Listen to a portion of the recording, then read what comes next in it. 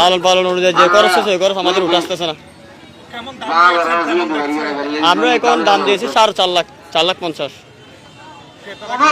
ক্রেতারা 280, 300 এরকম দেখতেছে। এটা আমি 2 বছর ধরে লালন পালন করছি। আমার গরু আরো অনেক আছে, সাইওয়াল ব্রিডের থেকে আরো অনেক গরু আছে। আমার খামার আছে উপজেলা। আমার খামারের নাম হচ্ছে সুলতানা ডেয়ারি ফার্ম। আমার খামারে আপনার দুধের গাভী থেকে ধরে সবকিছু আছে, একটা বড় খামার আর কি, আধুনিক খামার।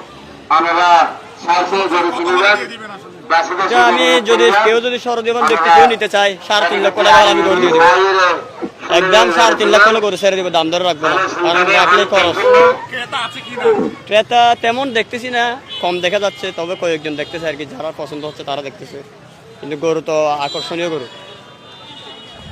কথা বলছিলাম আসলে এই যেই গরুটি আসলে সবারই নজর কেড়েছে, ব্ল্যাক ডায়মন্ড, আর সেই গরুর যিনি মালিক আছেন তার সাথে কথা বলছিলাম।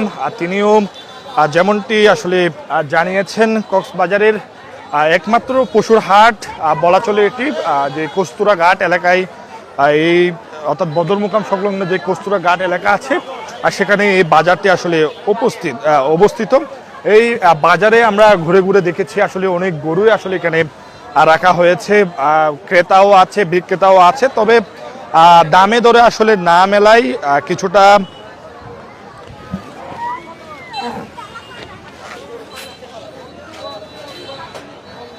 দর্শক, যেমনটি বলছিলাম, কক্সবাজারের একমাত্র পশুর হাট, ঐতিহ্যবাহী যে কস্তুরা ঘাট কুরবানির পশুর হাটে দিন, অর্থাৎ আর মাত্র 2 দিন বাকি আছে কুরবানির ঈদ।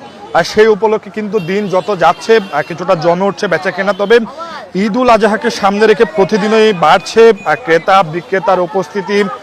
দেশের বিভিন্ন এলাকা থেকে, অর্থাৎ কক্সবাজারের জেলা জুড়ে কিন্তু একটি খুব সুনাম রয়েছে এই বাজারটির, যার কারণে